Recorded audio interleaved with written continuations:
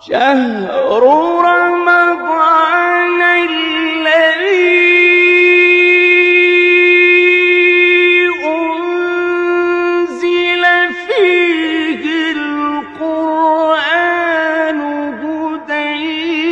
للناس وبينات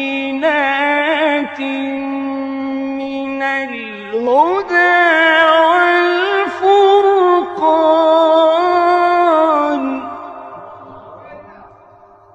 فمن شهد منكم الشهر فليصمه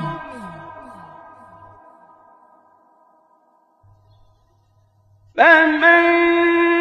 شهد منكم الشهر فليصمه ومن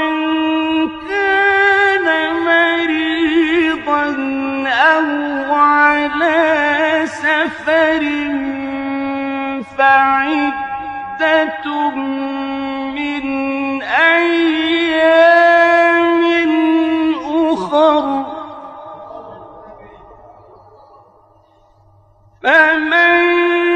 شهد منكم الشهر فليصمه ومن كان مريضا أو على سفر فعدة من أيام أخر يريد الله بكم اليسر ولا يريد بكم العسر ولتكملوا العدة ولتكبروا